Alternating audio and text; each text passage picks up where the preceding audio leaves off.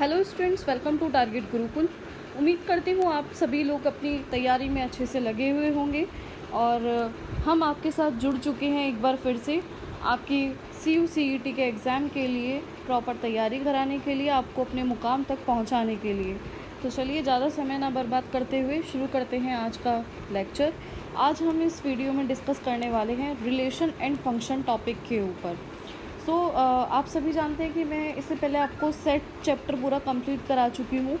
Relation and function को पढ़ने से पहले आप सेट चैप्टर की वीडियोस ज़रूर देख लें, क्योंकि कुछ ना कुछ टॉपिक्स सिमिलर हो जाते हैं प्रीवियस चैप्टर से। ठीक है, तो यहाँ आपको कुछ ऐसे कॉन्सेप्ट मिलने वाले हैं जो आपके प्रीवियस वाले चैप्टर से को रिलेट करेंगे। तो पहले आप सेट की वीडियोस अच्छे से देख लें, उसके बाद आप रिलेशन फंक्शन के ऊपर वीडियोस को देखें।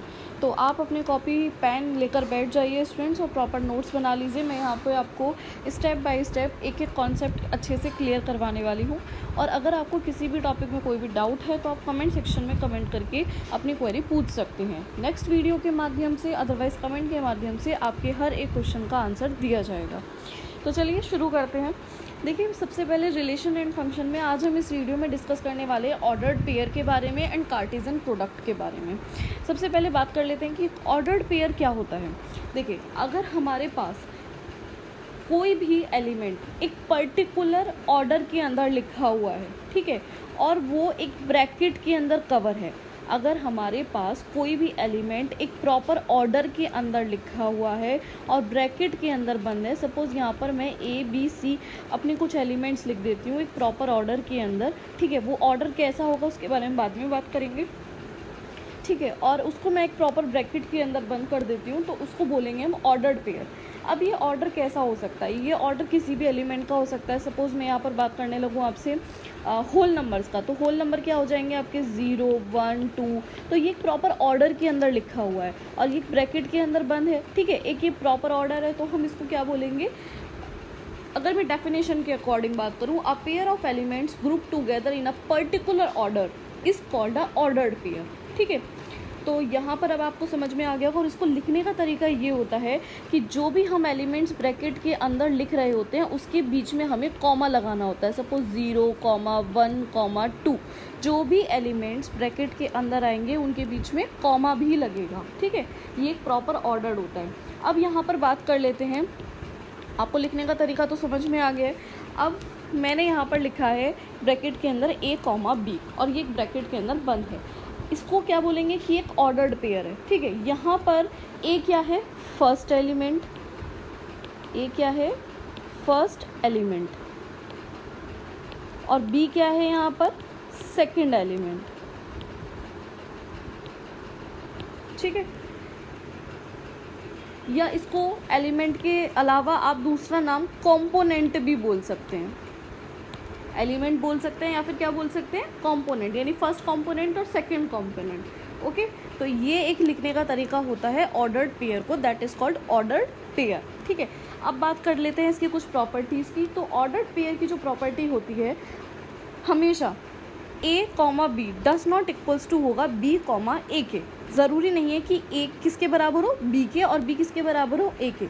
वो कैसी कंडीशन में इक्वल हो सकते हैं? अगर A, B दिया है आपके पास में C, D, वो भी तब जब ये जो A है ये C के इक्वल माना जाए और जो B है वो D के इक्वल माना जाए, तभी ये एक दूसरे के बराबर होंगे।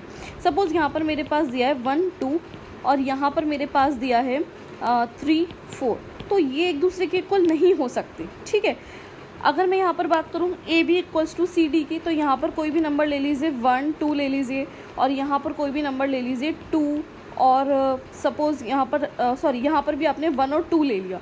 ठीक है, तो यहाँ पर ये दोनों क्या है? एक दूसरे के बराबर होंगे। कब? जब ये A बराबर होगा किसके? C के, और B बराबर होगा किसके? D के। और ये जो सिंबल दे रखा है मैंने IFF, आप सोच रहे होंगे मैम इसका मतलब क्या होता है?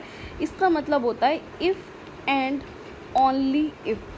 मैथ्स में शॉर्टकट में इफ़ एंड ओनली इफ़ को लिखा जाता है IFF करके। ठीक है, ये ऐसा मत समझना कि मैंने इफ़ की स्पेलिंग गलत लिख दी है।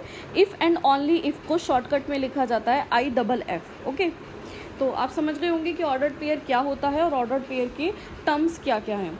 तो तो इसको हम एक एग्जाम्पल के ज़रिए समझते हैं। अगर हमारे पास एक क्वेश्चन में दिया है x/3 + 1 y - 2/3 इक्वल्स टू में दिया है 5/3 1/3। हमें यहाँ पर इन दोनों को आपस में कंपेयर करना है और वैल्यू फाइंड करनी है किसकी, x और y की। ठीक है, तो यहाँ पर सेकेंड वाली कंडीशन आ जाती है, हम यहाँ पे a को कंपेयर करेंगे c से और b को कंपेयर करेंगे d के साथ में, तो हमारे पास x और y की वैल्यू फाइंड आउट हो जाएगी। कैसे कंपेयर करेंगे, यहाँ पर x/3 + 1 को किसके साथ कंपेयर करने वाले हैं हम, 5/3 के साथ में। ठीक है, और यहाँ पर हम y - 2/3 को कंपेयर करेंगे किसके साथ, 1/3 के साथ। अब इसको सॉल्व कर लीजिए। सबसे पहले यहाँ पर एलसीएम लेंगे, x प्लस ये कितना हो जाएगा, यहाँ पे 3 आ जाएगा, इक्वल्स टू 5/3। ठीक है, तो यहाँ पर हमारे पास में क्या बचेगा, 3 से 3 cancel out, x + 3 equals to 5, तो यहाँ पर हो जाएगा 5 - 3 इक्वल्स टू 2। तो x की वैल्यू यहाँ पर कितनी आ जाती है, हमारे पास 2 आ जाती है। सेम हम यहाँ पर इसमें y की वैल्यू फाइंड आउट करेंगे, तो एलसीएम ले लेंगे।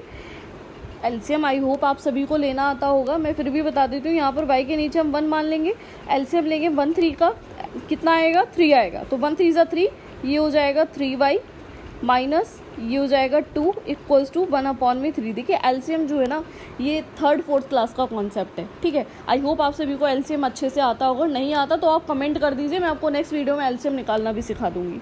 यहाँ पर भी 3 से 3 कैंसिल आउट हो जाएगा, 3y - 2 इक्वल्स टू 1। ठीक है, तो 3y इक्वल्स टू 1 + 2, ये हो गया यहाँ पर 3। तो यहाँ पर जो हमारे पास आंसर आ जाता है वो कितना आ जाता है, 1। तो x की वैल्यू फाइंड आउट हुई यहाँ से 2 एंड y की वैल्यू फाइंड आउट हुई यहाँ से 1। इस तरह से आप किसी भी ऑर्डर्ड पेयर की x और y z किसी भी एलिमेंट की वैल्यू को फाइंड आउट कर सकते हैं। ओके स्टूडेंट्स, आगे बढ़ते हैं, बात करते हैं कार्टेशियन प्रोडक्ट ऑफ सेट्स क्या होता है। कार्टेशियन प्रोडक्ट क्या है बेटा, सेट चैप्टर मैंने आपको पढ़ाया है। ठीक है, अगर हमारे पास कोई भी 2 सेट हैं, एक सेट हमने मान लिया A है, एक सेट हमारे पास B है। ठीक है, तो इसको कार्टेशियन प्रोडक्ट में कैसे लिखेंगे, हम इसको लिखेंगे A क्रॉस B। कैसे लिखेंगे, A क्रॉस B। अब इसका मतलब क्या है कार्टेशियन प्रोडक्ट का, कि ये जो A और A क्रॉस B है ना, ये एक ऑर्डर्ड पेयर को शो कर रहा है। ऑर्डर्ड पेयर क्या है वो मैं आपको समझा चुकी हूँ। A क्रॉस B किसको शो कर रहा है, एक ऑर्डर्ड पेयर को शो कर रहा है।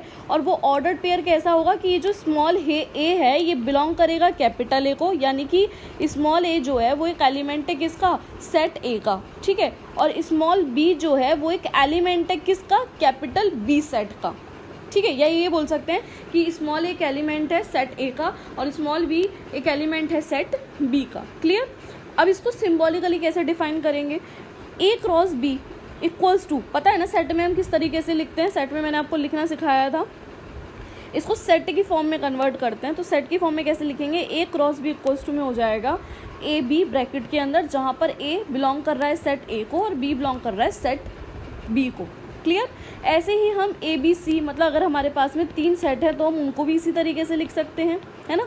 ऐसे ही हम 4 सेट को भी लिख सकते हैं। ओके, अब ये जो सेट है ना, ये जो मैंने निकाला A क्रॉस B, इसको हम 2 ट्यूपल भी बोलते हैं। क्या बोलते हैं, 2 ट्यूपल। और ये जो 3 वाला सेट है ना, ये A cross B cross C, मतलब कार्टेशियन प्रोडक्ट ऑफ 3 सेट्स, उसको हम क्या बोलते हैं, 3 ट्यूपल भी बोलते हैं।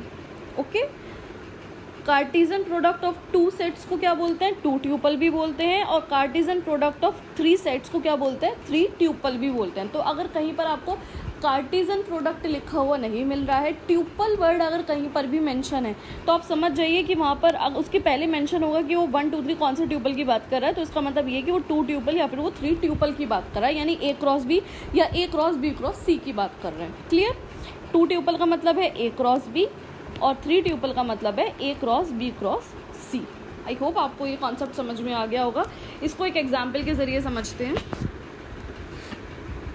देखिए यहाँ पर हमारे पास एक एग्जाम्पल दिया, let A equals to 1 2 3 B equals to XY। Clear. अब हमें यहाँ पर क्या करना है, A cross B find out करना है। ठीक है, A क्रॉस B निकालने के लिए अब हम यहाँ पे क्या करेंगे कि ये हमने मान लिया एक एलिमेंट ए है, ये एक एलिमेंट बी है, ये एक एलिमेंट सी है, ठीक है। ये क्या है, एक एलिमेंट डी है, ये एक एलिमेंट ई है। तो ए क्रॉस बी की बात हो रही है, तो ए के सारी एलिमेंट्स की मल्टीप्लाई होनी चाहिए किसके साथ में, बी के एलिमेंट्स के साथ में। तो यानी वो एक ऑर्डर्ड पेयर की सीरीज़ में होने चाहिए। अच्छा, वो ऑर्डर्ड पेयर किस तरीके से बनेगा, देखिए मैं आपको लिख के बताती हूँ। वो ऑर्डर्ड पेयर होगा कि पहले 1 का कंपेयर किससे होगा, x से। तो ये कितना हो जाएगा, ये हो जाएगा 1x, एक ऑर्डर्ड पेयर ये बन गया। अब सेकंड ऑर्डर्ड पेयर क्या बनेगा, 1 का y के साथ में, 1, y। थर्ड ऑर्डर पेयर इसका 2 का बनेगा x के साथ, 2, x। कॉमा का ध्यान रखिएगा, एलिमेंट के बाद भी कॉमा आएगा, और जितने भी ऑर्डर्ड पेयर आप एक सीरीज़ में लिख रहे हैं उनके बीच में भी कॉमा आएगा, ठीक है। अब 2 का कंपेयर किसके साथ है, y के साथ। सेम एज 3 का x के साथ और 3 का y के साथ में। तो ये सारे ऑर्डर्ड पेयर एक सीरीज़ में आ चुके हैं। इस तरह से आप a क्रॉस b निकाल सकते हैं, ठीक है। अगर मैं यहाँ पर बात करने लगूँ b क्रॉस a की, तो b क्रॉस a कैसे निकलेगा, इसका जस्ट उल्टा हो जाएगा। यानी x1, x2, x3, y1, y2, y3, ठीक है। तो पहले यहाँ पे हम निकाल रहे थे तो 1 का कंपेयर x से किया, फिर 1 का y से किया। अब हमने उल्टा कर दिया, उल्टा कर रहे हैं तो हम b की मल्टीप्लाई कर रहे हैं a के अंदर। यानी किसका कंपेयर किससे हो रहा है, x का 1 से होगा, फिर x का 2 से होगा, फिर x का 3 से होगा, फिर ऐसे ही हम इस y का 1 से करेंगे, y का 2 से करेंगे, फिर y का 3 से करेंगे। इस तरह से आप a cross b find out कर सकते हैं एंड b क्रॉस a भी निकाल सकते हैं। क्लियर, आगे बढ़ते हैं। ये था कार्टेशियन प्रोडक्ट निकालना। अब इसकी कुछ प्रॉपर्टी के ऊपर बात करते हैं। अगर हमारे पास number of elements Cartesian product निकालने के लिए बोला जाए, क्या बोला जाए, number of elements in Cartesian product, तो कैसे निकालते हैं। उसकी प्रॉपर्टी होती है कि अगर आपके पास में कोई दो फाइनाइट सेट दिए हुए हैं ए और बी, ठीक है। फाइनाइट सेट का मतलब क्या होता है, जिसमें आप काउंट कर सकते हैं, आपके पास एक फाइनाइट सेट है, ठीक है। ये मैंने आपको पहले भी समझाया। फाइनाइट सेट जहाँ पर आप नंबर ऑफ एलिमेंट्स को कैलकुलेट कर सकते हैं, काउंट कर सकते हैं, सॉरी।